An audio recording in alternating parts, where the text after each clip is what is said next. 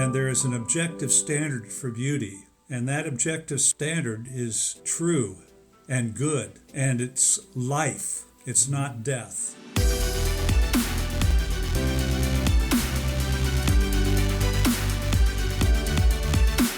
Hi, friends. This is Scott Allen, president of the Disciple Nations Alliance, and I want to welcome you to another episode of Ideas Have Consequences, the podcast of the Disciple Nations Alliance. As we prepare to launch my newest book, 10 Words to Heal Our Broken World, Restoring the True Meaning of Our Most Important Words, we wanted to go through each one of these 10 foundational words that are highlighted in the book, discussing their true meaning as well as how they've been fundamentally redefined in our contemporary culture.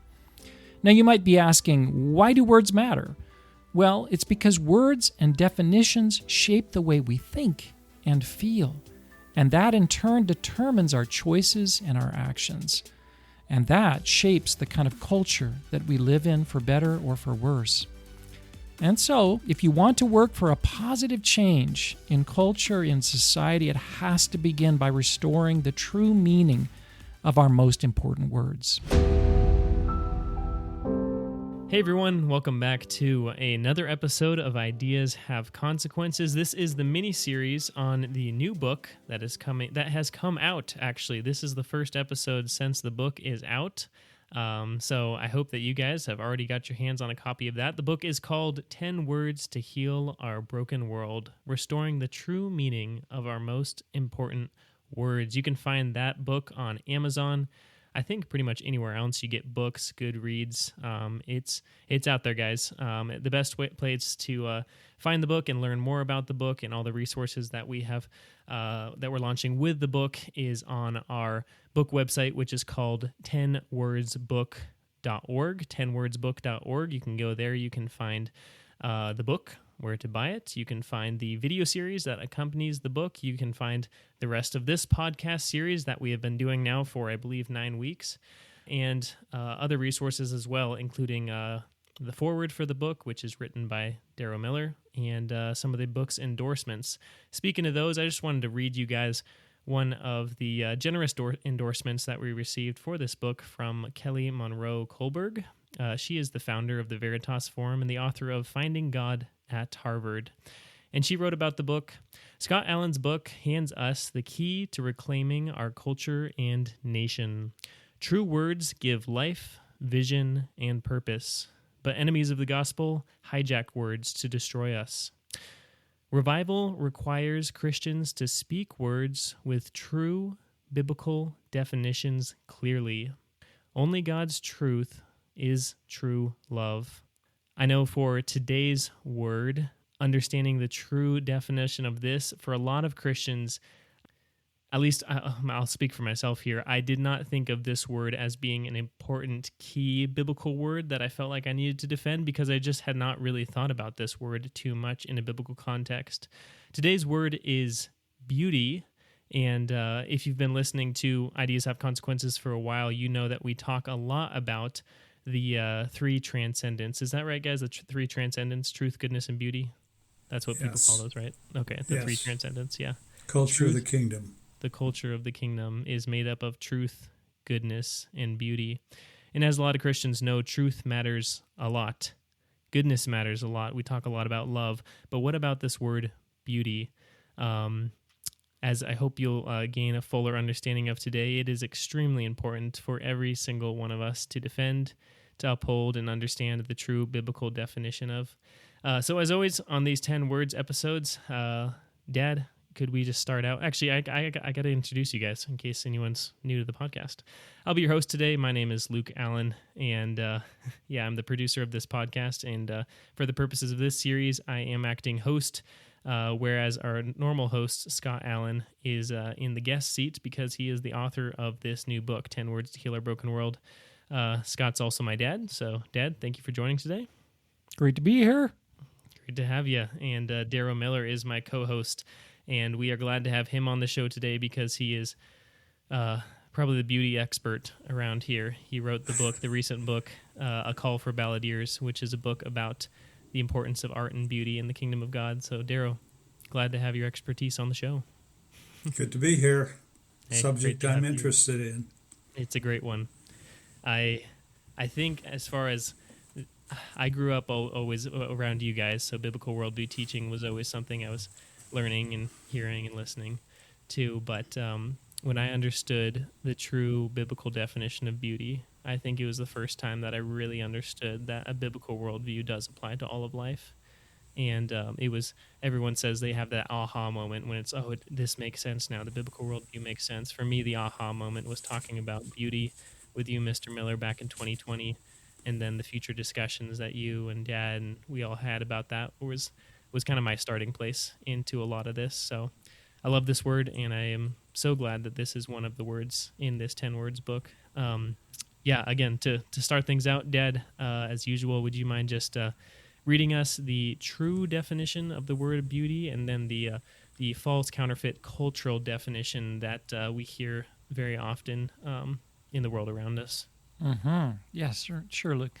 And before I start, let me just say that, Daryl, credit to you. You are the one that kind of led me down this road as well. And so much of what I put into this chapter came directly from you and from your book, Call of the Balladeers.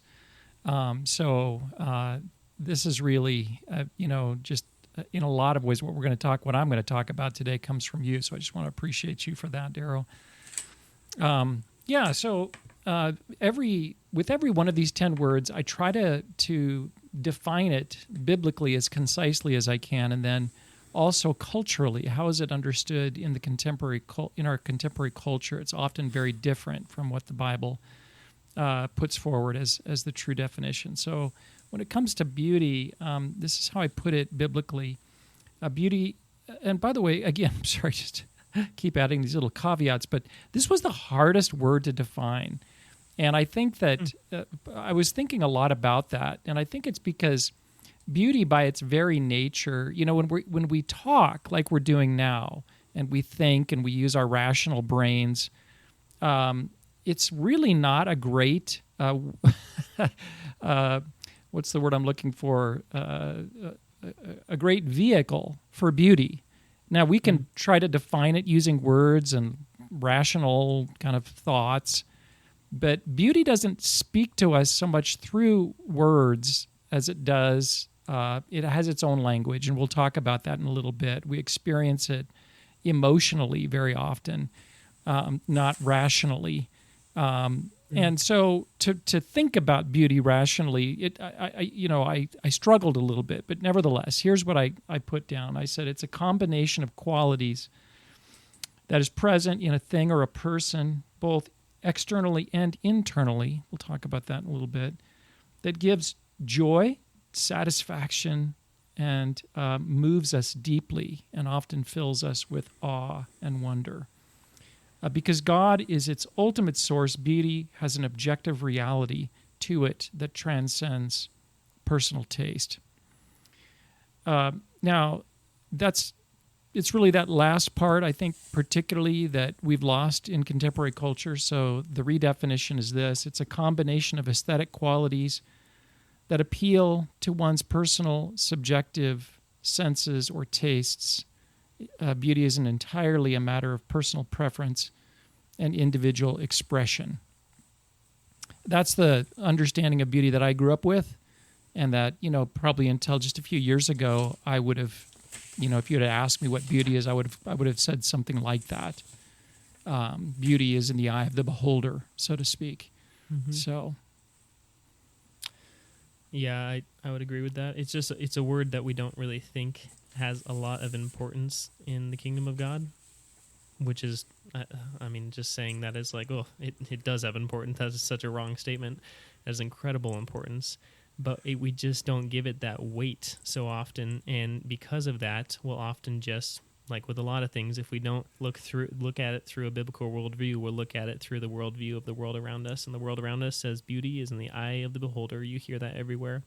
So I think a lot of us are coming to this podcast today, or just coming to this word with that understanding. So I hope that we can help you open your eyes to this word. Mr. Miller, it looks like you want to say something. Yeah, another way of saying it, Luke, is we don't have a theology of beauty. So it's not something that we talk about. We have a theology of pragmatism. Mm-hmm. So when you look at our churches, are they beautiful? No, not particularly. They're pragmatic. They can be a metal building, metal rectangular building. And so we want a shed to put people's bodies in. We don't have a theology of beauty. We have a theology of pragmatism. And that's driven, I think, by a materialistic world Mm-hmm.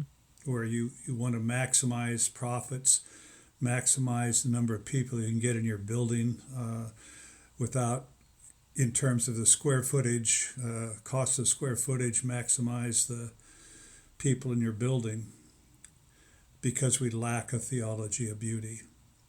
So that's how I would express or translate what you said, Luke. I totally agree with that. And our materialism is the antithesis of beauty. Utilitarianism, Yes. the busy culture we see around us, the rush. Yes. It's Yes. really hard to experience beauty when you're in a rush. I think this is one of the things that really hit me as I was working on this chapter was, Darrow, you say that beauty is absolutely essential, because I think in our modern, postmodern world, we just don't see it as essential. Essential meaning essential like air or food or water or, these things that we absolutely need to survive. But yeah, we see it as kind of optional, ornamental. We prioritize it as something that, if you can get around to it, it's nice. But we, like you say, Darrow, we put the practical way ahead of it, Yes. the practical and the pragmatic. But it's really true that when you go back to those three kind of, we call them transcendentals, which sounds too heady to me, but it's these three kind of least common denominators of God and his kingdom. There really are those three. There's truth, there's goodness, and there's beauty. And I think as Christians, we definitely understand truth. We have as you say, a theology of, of that word, the truthfulness of the gospel. It has to be true. We definitely do when it comes to goodness, holiness, justice. That's something we think a lot about, righteousness. But when it comes to beauty, then, there's just this big blank. Mm-hmm. And yet I would argue, and again, this comes from you so much, Darrow, it's every bit as essential as those other two. You cannot understand God or the world that he created or our lives, apart from that word, beauty. Yeah, we put it in a box so often. With the three words again, truth, goodness, and beauty. As far as what it means to be a Christian, we all know we should be, truth tellers. We should be right. That's very important. Our Don't witness lie. needs Tell to the be truth. through truth. Right. Yeah, Mm-hmm. and then goodness. Of course, Christians need to be representatives of goodness to the world. Yep, but then beauty, we throw it in these boxes like, oh, beauty's for artists, or Right. beauty's feminine. That's Right. such a lie. Beauty, it's more of this feminine virtue, and it's like, no, just as clearly as we need to be conveyors of truth to our world, we all need to be conveyors of beauty to the world. We are all artists in a way. We are. Of beauty to this world. We have been created in the image of God, and God is the first artist. Yes. Yep. And what he created was beautiful.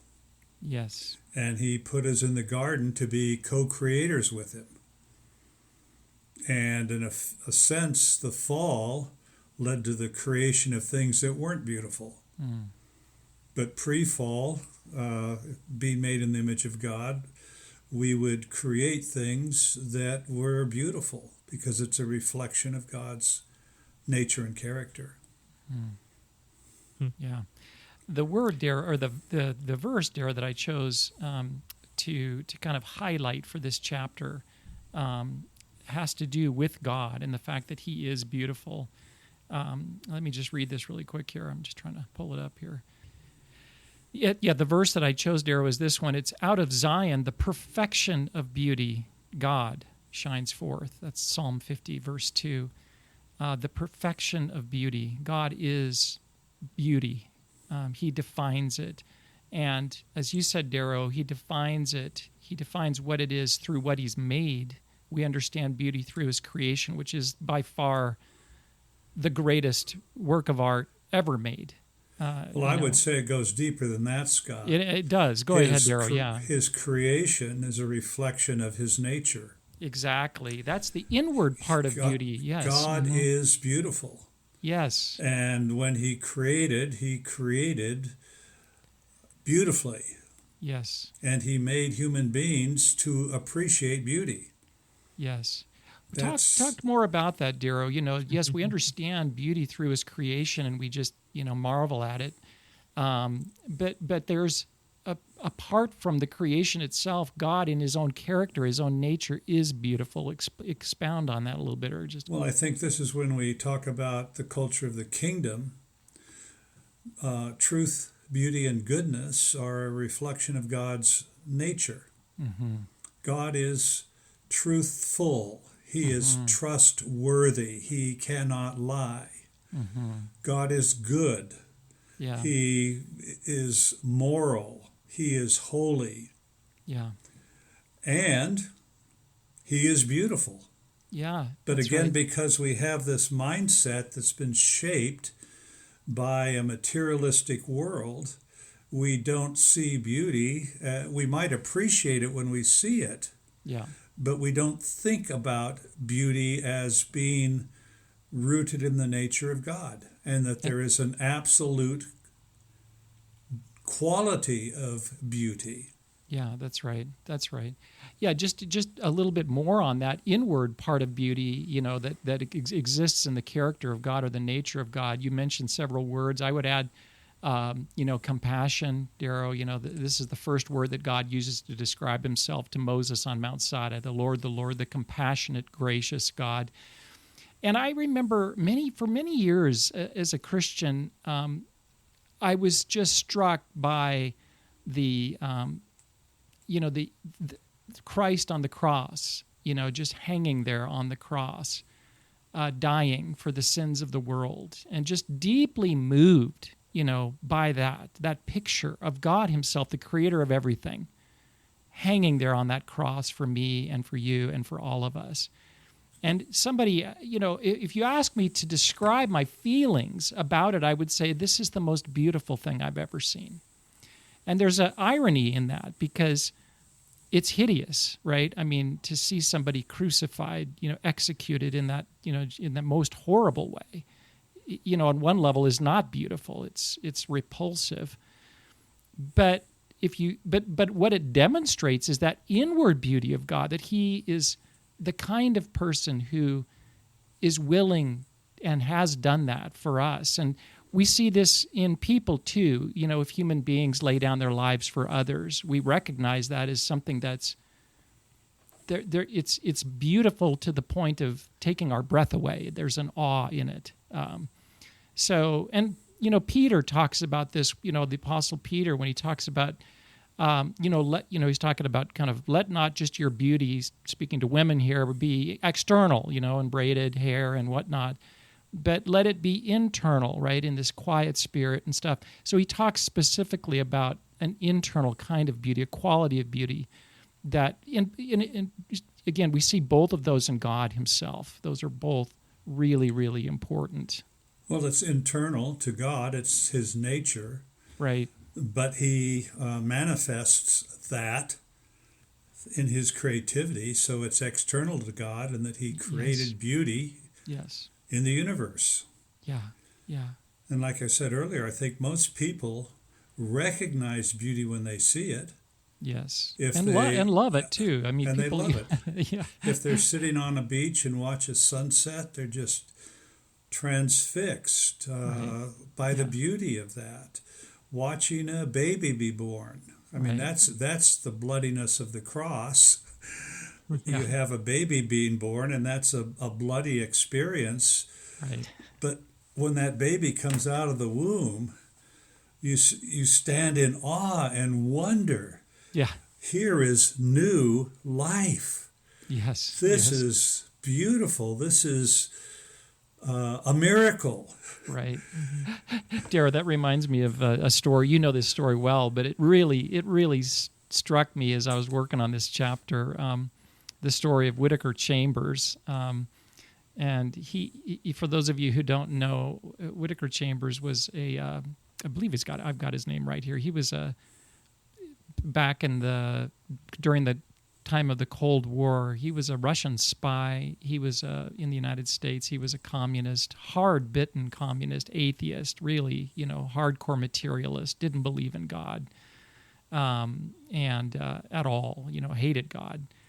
And he became a Christian, and in his testimony, he talks about how God touched him not through a rational argument, but through beauty. And he speaks about his daughter's ear. And it just struck him at breakfast. He's sitting eating his breakfast. I think it was his daughter at this time was an infant or a toddler, very young, and sitting in a high chair or something like that. And he was just, hardly paying attention. And then he just looked at her ear, and there was this beauty there that he couldn't describe, and it didn't make sense in the material paradigm that he had lived with. And it was that led him to God. I mean, that was the gateway to all the other truth, for him, was that experience of, so you brought that to mind when you talked about an infant, Well, and what happened, he was surprised by joy. Yes. Because he had joy as he recognized the beauty. That was his responses. Wow. Yeah. I've never seen that before. Yeah. I was in Colombia, Medellin, Colombia. I know you were there a month or two ago, Scott. I was there before COVID, and doing the only time I've done a full week's lecture series to a group of artists on a call for balladeers. It was the lecture before the book was written. And I think the second day into the lecture series, and I started talking about beauty. And there were about 120, 130 young Christian artists, either wannabe artists or professional artists and everything in between, from 12 different Spanish-speaking countries. And I'm talking about beauty the way we're talking about beauty right now. And one young woman put her hand up and said, "Darrow, I don't understand what you're talking about." She said, "Beauty is in the eyes of the beholder." Yeah. And I said, "Why are you saying that?" "Well, because it is. This is just reality. You see one thing that's beautiful and somebody else sees it as ugly, and beauty's in the eyes of the beholder." And we got into a very serious discussion, and I had to stop my lecture because this discussion became so serious.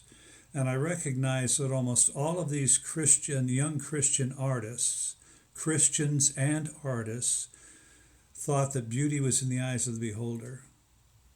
These were kids who knew Christ. These were kids who went to church, had been taught in church, and yet they held an atheistic position that beauty is relative.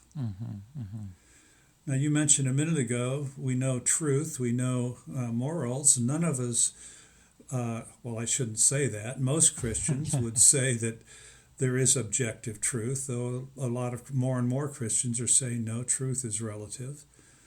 And people will say morality is relative, and thus beauty is relative. This is the mindset of the modern world. Everything is relative. There is no standard. Well, here are these Christians who would probably say that truth is objective and there's morality that's objective, but beauty is not. And Yeah, go we ahead, had to Daryl. stop the conference, and I sent everybody outside to personally be by themselves and reflect on the discussion. Is there objective beauty? Is beauty only in the eyes of the beholder? What if God is beautiful? What does that mean? And we stopped the whole conference for 3 or 4 hours Yeah. because I needed to break through with these young people. Hey, what you're thinking is not true. Yeah, Darrow. I mean, I would have been right there with them again just recently in my own Christian life, and I've been a Christian for many years. I think this is one of the words where the false definition, this entirely relative idea of beauty, it's both relative, meaning there is no objective kind of reality to it. It's completely relative, subjective, and it's also non-essential in a sense. It's ornamental. I think probably the vast majority of Christians would be right there with those students in Medellin, even here in this country. I think this is one of those words that's been so redefined that it's come right into the church and completely shapes the way we as Christians think about it as well, like in a really profound way. Well, and I thought it was relative until 10 years ago. Yeah, right. I'm 80 now. Right. I was in my late 60s, early 70s, and I still thought beauty was in the eyes of the beholder. No one had challenged me. Yeah. Yeah, and I started, in writing the chapter, I really kind of began thinking about this whole beauty is relative, and I started thinking that, if you're pushed on that, you recognize that there are certain things that are beautiful and there are things that are not. Now, I know that we live in a rebellious world, and there's certain, kind of very fringe people who will make completely ugly things into art, so to speak. And, obviously examples come to people's minds when I say that. But just take, for example, you're walking through the forest and you come upon a stream and it's crystal clear. It's blue. It's just, there's vibrant colors, there's rocks and there's waterfalls, and it takes your breath away. Now you come across another stream, and we've all done this, that's clogged with pollution. It's got trash everywhere. The water is orange or some kind of weird color, and it stinks. And if you push people on that, is beauty relative? Is it in the eye of the beholder? They would say, no, there's an objectiveness to this, right? There's kind of one is beautiful and one is not, and I think that simple illustration is kind of something that helped me anyways to kind of get on the path to challenging this idea that beauty is entirely subjective and, in the eye of the beholder. No, I think we all know when we see something that's ugly or hideous, the opposite of beauty. I think too, it becomes confusing because when we say beauty is objective, it's not one thing, in other words, it's not like you can see something as beautiful, but in other words, we still have our tastes, if that makes sense, right? Yeah. Kim and I, my wife, we have different tastes. Something that she thinks is beautiful, I'm like, it's just not my. I like, for example, I tend to kind of like modern architecture. She hates it, so. She's right, Scott. Anyways, but what I realized about that is that when we say beauty is objective and not entirely subjective, we're not saying it's, again, one thing. We're saying that there are principles in the Bible of beauty, of what makes something beautiful. How those principles are applied, whether it's in any kind of creative activity, music, art, you name it, how those principles apply can vary widely, right? And that's where you can get into taste too and go, well, I prefer this or over that. Help me out here, Darryl, because I know I'm struggling a little bit, but I'm just trying to push back on what you're trying to say. Okay. So I don't know if I'll help you. Okay. We talk about the culture of the kingdom as being truth, beauty, and goodness. Yes. Another way I speak of it is Trinitarian culture. You have God, one God, three persons, Trinity, Father, Son, and Holy Spirit.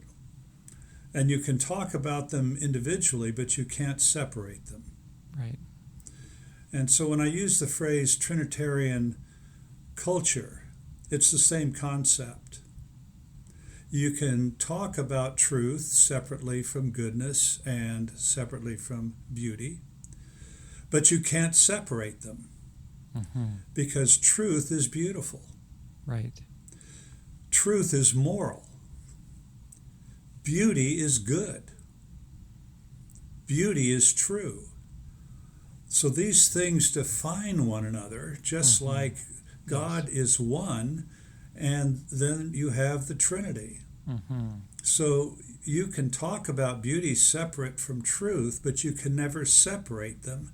Right. And if you really want to understand beauty at its deepest level, you have to understand truth and goodness. Yes. And so I think there is an objective standard, and part of that objective standard, just as there is truth, and we would say that there's objective truth as opposed to truth being only subjective. Beauty is good. Beauty is true. Now, might you have your own tastes? Yes. But you're talking about tastes there. You're not talking about the biblical concept of beauty. Yeah. Yeah. Well, I do think that's where people get confused because we all have our tastes, right? And when you say, well, beauty is objective, then I think some people get confused and they think, well, it's only one thing. You know, it's not modern art. It's something that looks like Gothic cathedrals. You know, and I think there's some confusion there. No, it can be many things. It can look, it can look or sound or appear in a variety of different ways. But it's not anything. It's not anything. There are, again, the way I understand it, Darrow, is there's principles of beauty that come from God and His Word, and how those principles get applied can vary, and that's where it's not one thing. There can be some, there's diversity in this here as well. So let me see. I don't want to dwell too much on this because there's a lot more to talk about. But I do. It's for me, anyways, Darrell. That was a helpful thing because, I think people trip up on the word objective in the sense that it's this, not this. And again, I think it's more helpful to think of it. Well, Francis Schaeffer was often helpful in this respect too. It's this finely balanced thing. It's not necessarily this or this. So let me see if I can give an illustration to flesh this out a little bit, because when you do hear beauty is in the eye of the beholder, like you were saying, Dad, a lot of times we're just disagreeing over taste. Right. And disagreeing on taste. one of the awesome things about beauty is it is extremely diverse. Yes. Which is beautiful, Yes. in its various forms, whether it's taste or sound or, emotional beauty or whatever it is. Anyways, but at its base, beauty does have defining principles that if something is beautiful, it will be within the parameters of these principles. Two that come right to mind. Just to add on there, like that goes back to that stream illustration I used, right? Exactly. A different illustration is you were saying modern art. And personally, I'm not a fan of modern art, most of it. And I see some of it and I like it, but when I'm looking at like the Dada movement of the early 1900s or the splatter movement of painting splatter art, two of those principles of what qualifies something to be beautiful are order and excellence. Yes. And I was walking through town last week and I saw a huge canvas painting, and the entire thing was painted brown, and then on top of that there was 3 black smudges, and probably selling for $1,000. And I thought to myself, that is not beautiful. Why is it not beautiful? Because it does not require excellence to make, and there was no order to it whatsoever. So some people would say that looks beautiful to me, and I would say no, that doesn't fall within the broad parameters of beauty. Sure, you can make more impressionistic art that looks more of a modern type art that requires order and requires excellence. A Yes. lot of people in this debate are always like, oh, it's the Renaissance art, right? The great realists of the Renaissance and the 1700s, those periods. That was true beauty, and nowadays it's all junk. And I'm like, no, there's definitely still beautiful art out there as long as it falls within the parameters of what qualifies something to be beautiful. So some of those principles that I'm talking about here, I just stated two of them. What are some other ones that are... Yeah, I agree. I think that's very helpful, Luke. There are objective principles of beauty. I do think order is one, because God is a God of order and not chaos. He brought order out of chaos. And so we recognize something as orderly as beautiful. I often think of, just a bedroom or a house. If a house looks like a hurricane just kind of whipped through it, and everything is completely disheveled and dirty and muddy, and none of us would go, oh, that's what a beautiful house, wow, right? I mean, that would just be nonsensical. But if there's an order to it, tastefully decorated, then we recognize the beauty in that. I think back to my stream illustration, I think purity is another one. There's something beautiful about purity. The stream was pure; it was not polluted.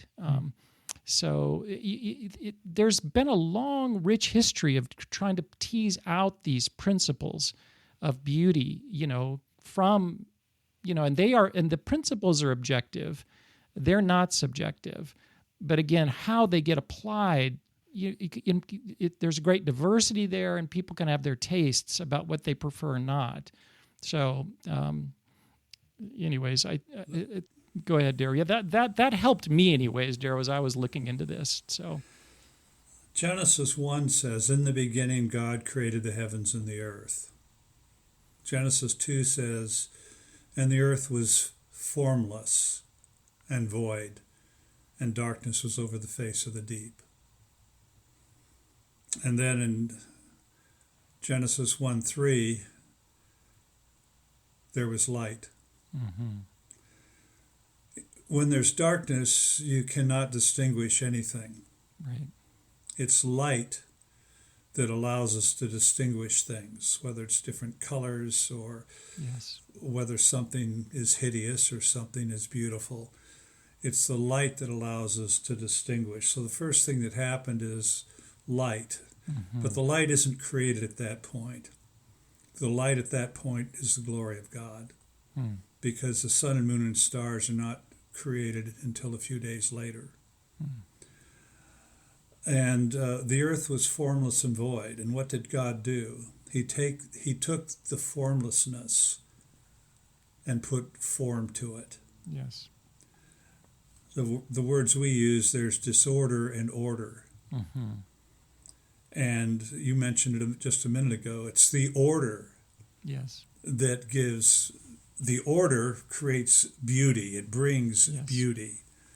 Disorder leads to chaos. And so it's a continuum rather than this side is beautiful and this side is horrible. There's a continuum. And beauty moves towards the continuum of God's glory Yes. on one end. What's the word you used a few minutes ago? The wretchedness, the Hideous. hideous, that's moving to chaos, to disorder. You have a movement from life to death. And order relates to life. And death is what happens when disorder comes to the body, when it begins to break down, and eventually you have death. Yeah. And we're all on that spectrum. You're going to have a new baby in a few days, and that baby will be at the peak of alive. Yep. When it's born. I'm on the other end. I'm 80 years old in that baby, and I'm on the other end, and things are breaking down all the time. So you have light and darkness. You have life and death. You have Yeah. order and disorder. Right. And beauty is related to order and life. Yes. And if you look at some of the art today, some of the music today, it's all about darkness. It's all about death. It's all about evil. Yeah. Where is this coming from? It's coming from the pit. But we just look and we say, well, some people appreciate that. I don't, but some people appreciate that. Well, what is it they're appreciating? And why do they love that? Because they're in a culture of darkness, a culture of death. And I think this is where beauty can slap us in the face and wake us up and say, hey, no, beauty is real. And there is an objective standard for beauty. And that objective standard is true and good. And it's life. It's not death. Yeah. On the false definition of beauty today, Darrow, it ties in with when we talked about the word human and how human's been redefined as well, from image bearer of God to, a highly evolved animal, or now in this postmodern world we live in, an autonomous, willing creature, a kind of a small g God, and when we think of humans in this way, what's important is personal expression. And so much of that gets caught up in this whole discussion of art in terms of it's just a way of me expressing myself. But here's the problem, as fallen people, when we express ourselves, it often comes out as ugly, hideous, If that's all it is personal expression, which is what some people say it is, right? Then that's typically what you end up with. I do think, though, that there is an incredible opportunity today to see beauty in terms of a real apologetic, if you will, a way of bringing people to God, especially that, in our postmodern world, they don't really believe, the truth, this idea of objective truth, or rational arguments. When I was growing up, people were still swayed by a book like Evidence That Demands a Verdict by Josh McDowell. We need to, make a rational argument. Today, not so much. And I think today now, beauty becomes very important because even though, there are, as we were just saying, we live at a time when there's a lot of this ugly postmodern art, music, there's still, I was just driving home here in Bend, Oregon, where I live, just a couple of nights ago, and it was right at sunset. And the sunset was stunning. It was one of those sunsets, we've all seen them, where the sky just lights up. It's just bright pink, and there's these clouds. And so I'm driving home, and I notice, first of all, one car, then two cars, and then the whole, both sides of the street are, the cars are stopped. And everyone's out of the car, taking pictures of this, right? And it was a reminder to me that we all love beauty. We recognize it. There's a deep longing in us to stop. Just stop. Look at that. Look, we want to show it to other people. Look at that. Take the picture, share it with everyone. Did you see what I saw tonight? Look at this. And I think this is God, first of all, God made us this way. That's super important. God made us. God didn't only communicate to us through his spoken word. He communicated to us through beauty, and he made us to understand the language of beauty. We talk about truth and goodness and beauty, Darrow, the three aspects of the kingdom. There's three other words that correspond to that. There's logos, which is the Latin word for word, that corresponds to truth. Ethos, which corresponds to goodness, where we get the word ethics from.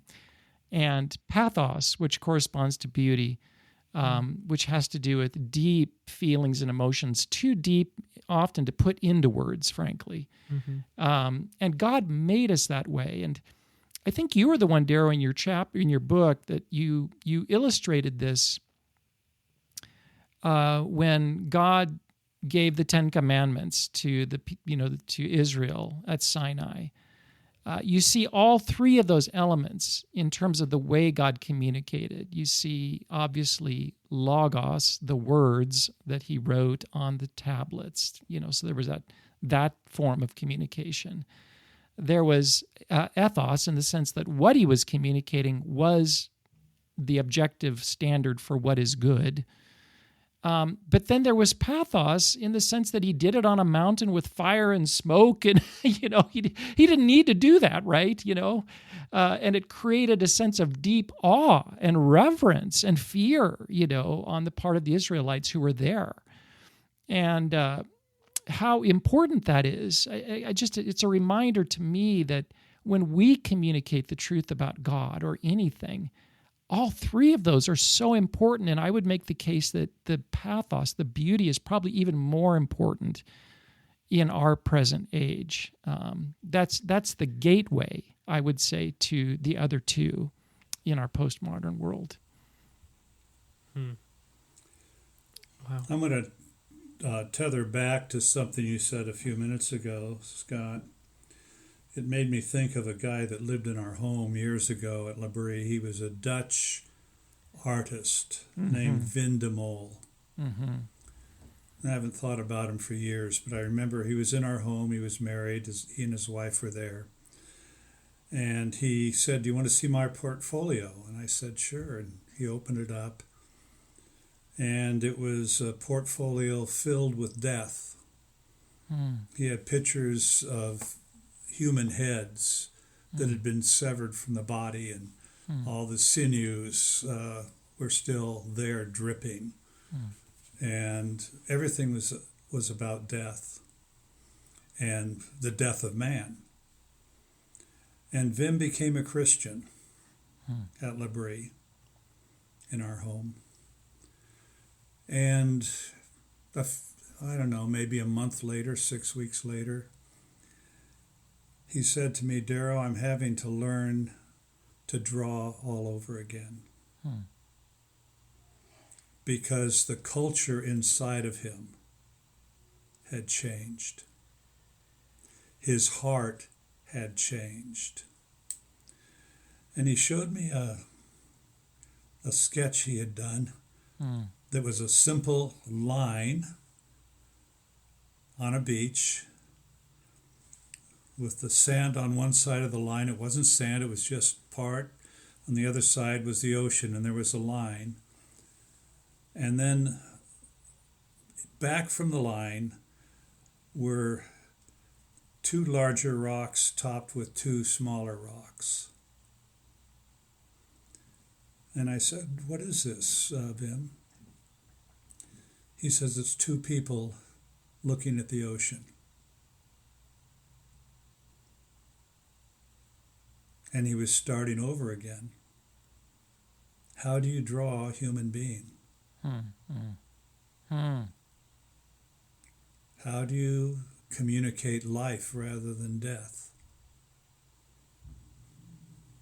And that was such a powerful thing for me to hear his testimony of what God was doing in his life, but how that meant a transformation of what he was to do as an artist. Yeah. What comes to my mind as you're sharing that story, Darrow, is the passage in Ephesians that says, you were dead in your trespasses and sins, but God, who is rich in mercy, when you were dead, made you alive. So this idea of regeneration that happens through faith in Christ, and you move from death to life. And when you're dead, like your friend there, Darrow, that's what you draw. That's all you know how to draw. That's all you know how to draw, because that's your world. That's your world. Yeah. And that's why I was saying, so much of the music today, so much of the art today is coming out of a dark place, a soulless place, people who are in despair, people who are hurting, and they're drawing that, they're painting that, they're doing music that projects that, because that's what's inside of them. Mm-hmm. Yeah. And we want them to be able to produce things that reflect life, that are beautiful, that have order to them and not chaos, life and not death, beauty and not hideous. And that's part of coming to Christ, is having that transformation that Wim de Mol had. Mm-hmm. And it's changing everything about his personal life, obviously, coming to Christ, but it's also changing him as an artist. What message am I going to say now, and how am I going to convey this? And he had to learn to start all over again. But he started drawing human People. beings. He started drawing human beings. And it's situated in God's creation, appreciating the beauty of it too. So, Yeah, that's right. I just because this is where my mind is going is we're not exactly saying that you can only portray. Yeah, we're talking to artists right now. Portray life, light, only those things in what your art is. I think our art should portray real life, but the object of what we are glorifying in the art piece should be God, life, light, hope, justice. I think for, one of the greatest books of the last 100 years was J.R.R. Tolkien's Lord of the Rings. That book is not exactly light and fluffy, but what it does is it contrasts. And there's all sorts of hideousness and ugliness in it. But it's well done. And it shows real life, right? Life is real life sometimes and the contrast. Hideous and it's dark, but there's still hope in that, and there's still purpose, and and you can point back to it. And there's people fighting the darkness. Yeah. Fighting the evil. Yeah. Well, let's talk about that, because this brings us back to there are eternal principles rooted in God, for what is beautiful. And those are sourced in God's in his nature, as we talked about, his compassion, his grace, his justice. They're also sourced in his creation, just through observing, what he's made, the diversity, the color, the light, all that he's made, because it is the most magnificent work of art ever created. So when we create, beauty or art, we should seek to learn the principles from his creation, from his art. And then there's a third source, and that is God's written word. That itself is God's word in the scripture is a source of, it is beautiful, and it's written beautifully, and it tells an incredibly beautiful story. And this is what Tolkien was, I think, when he spoke about his writing, this is what he was getting at. He said, I'm simply trying to reflect the beauty in God's written word in his story. So, and Darryl, you know more of this than I do, but I think with the Lord of the Rings in particular, in some ways it's a retelling of the biblical story, or it's certainly bringing out biblical themes. And it's his way of expressing the beauty of that in his writing. And of course, he worked. I love reading that book. I loved reading that book to the kids because there was such an incredible beauty. Every sentence was so carefully crafted. And when you read it, it just rolled off your tongue. And there was almost a musical quality to it. I mean, it was the artistry of his writing was, I've not read anybody like him. Not that nobody can write as well as he can, in my view. I just every time I finish that book, I don't want to immediately start it again. And I want to read. I want to read that book out loud too. I want to actually say the words, which I don't really have that experience with other books, but that one I do. I really want to read it aloud because he drew his inspiration. Talk a little bit about that, Darryl. Tolkien spoke openly about this. Well, he wrote a small book called Leaf by Niggle. Mm-hmm. And it's in there that he tells sort of his theology or philosophy of art. of not his just creation, right? Yeah. yeah, of creating as a human being, and his creation, his form of art was the fantasy. Mm-hmm. And he said, all good art can be tested by whether it brings joy. Does the piece bring joy? And he said, if you are standing in front of a painting and are just in awe of it, what's happened is that the painter has reflected something of the nature of God and something of the nature of creation Mm-hmm. in that painting. Mm-hmm. In the fantasy, does the author of fantasy convey something of God's nature and character and something of reality? Those become the things that surprise us with joy when we see good art or read a good book. And I think Tolkien understood that. That was his standard. And we can say, wow, that's amazing. And I remember he said something else that you and I have talked about, Scott. And he said that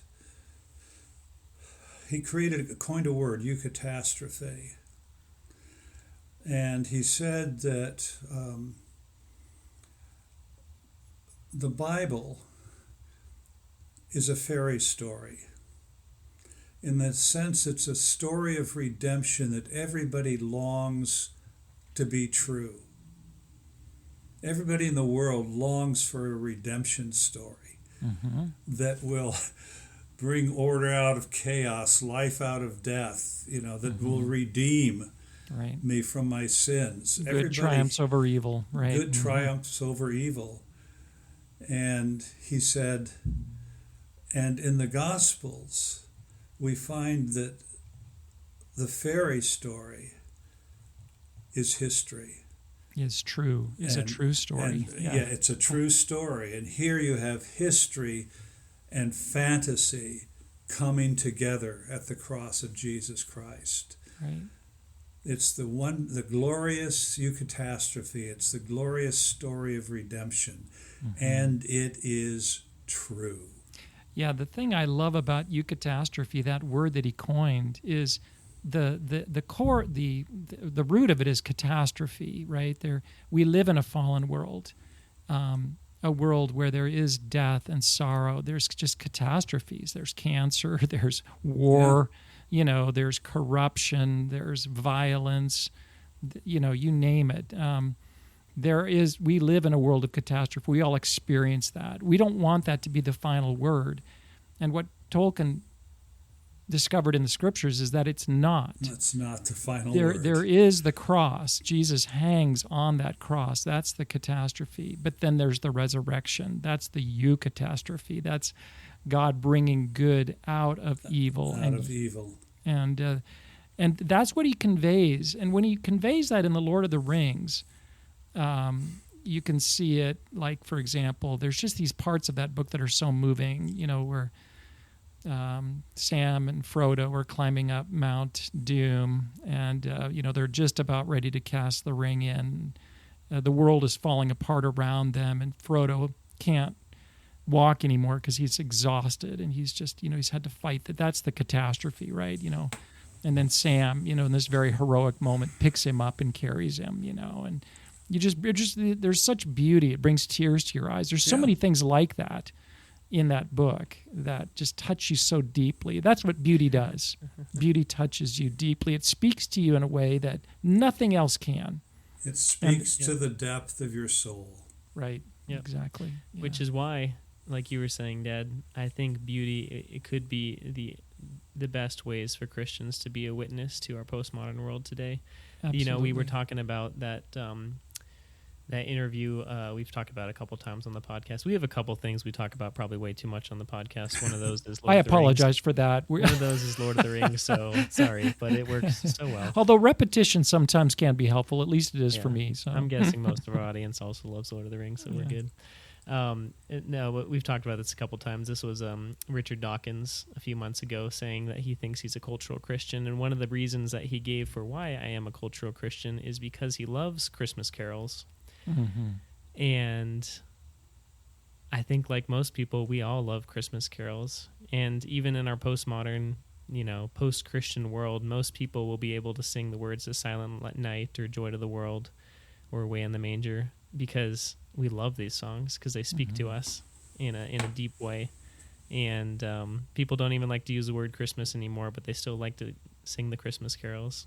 Even Richard Dawkins. It's a good illustration, Luke, Richard Dawkins, because you're not going to argue him into the faith through logos, let's say. People have tried, right? Let's have a debate. Let's argue.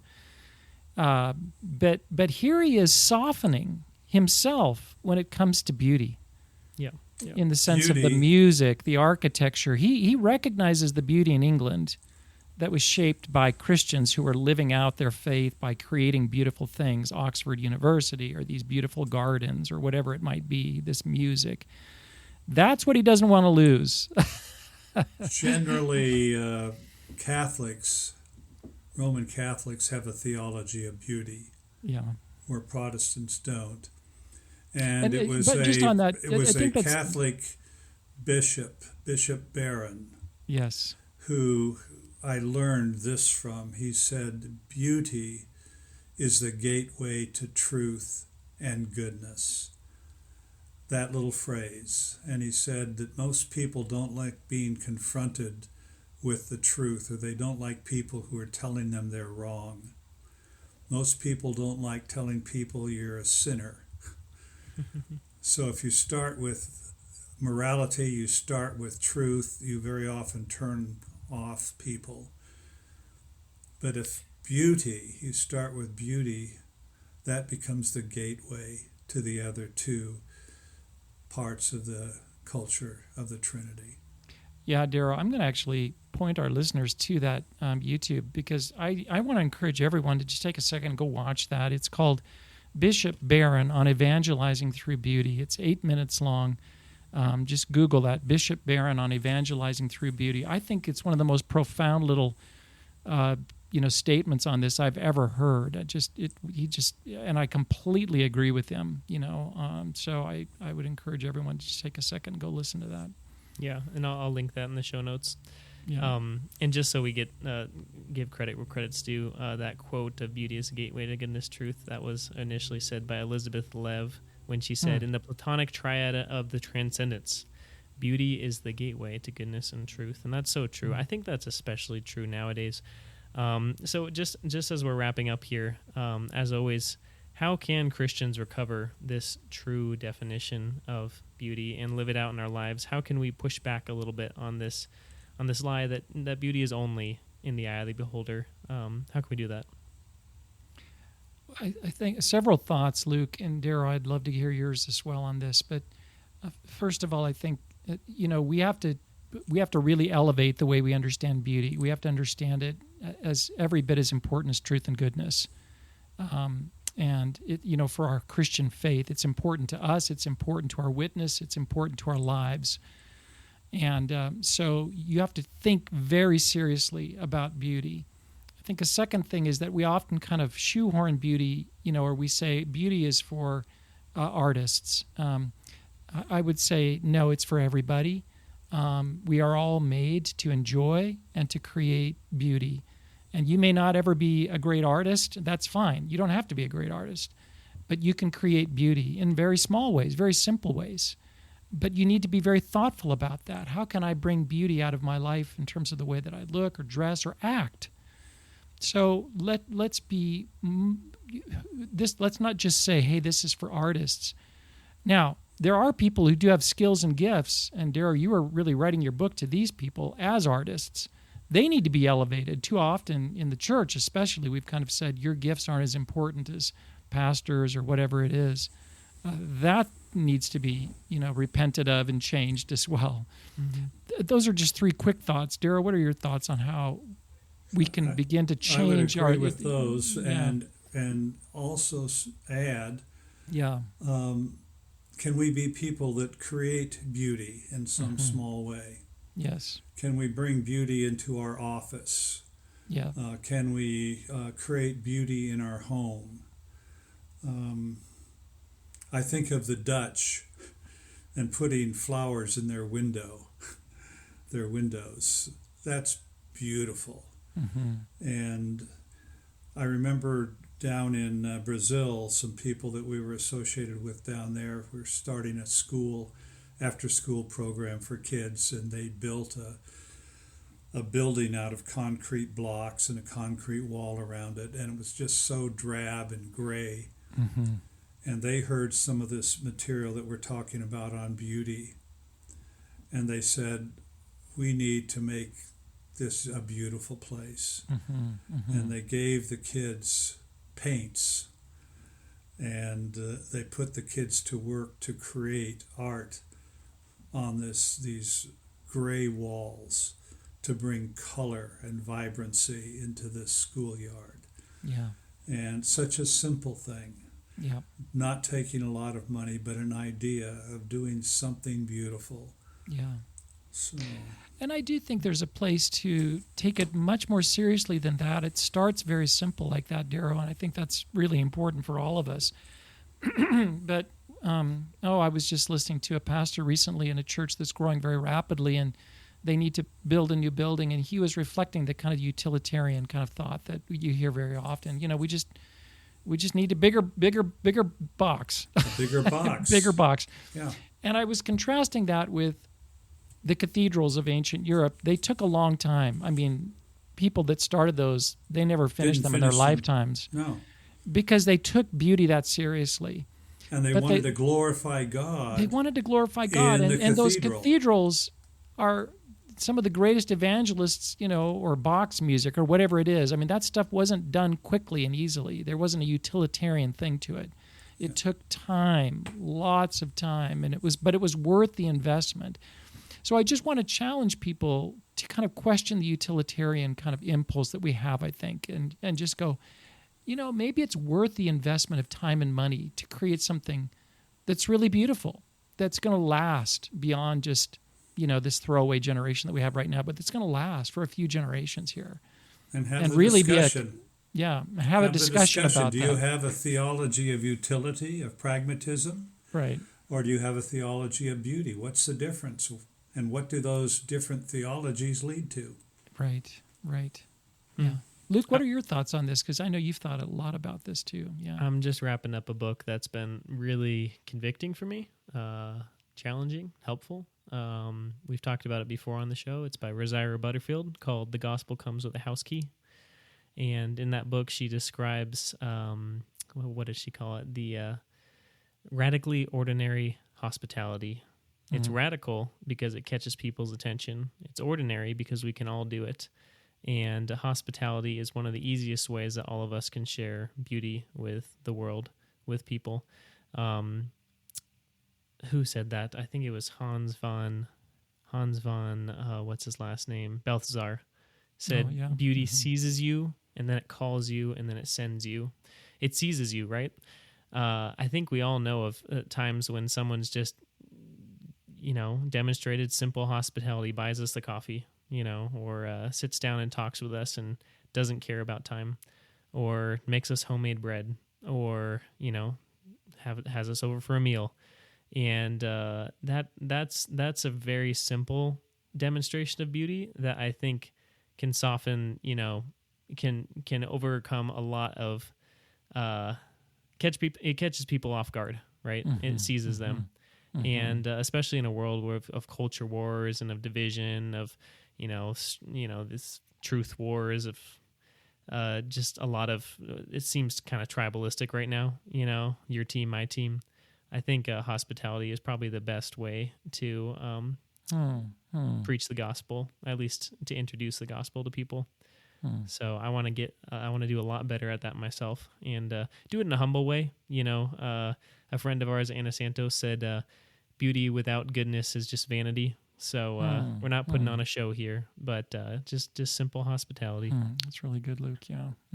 Yeah. So those are some simple takeaways that we can all start applying in our daily lives to bring beauty into our lives, because, like we've said many times during this podcast, we can all create beauty. We are all called to share beauty with God's world.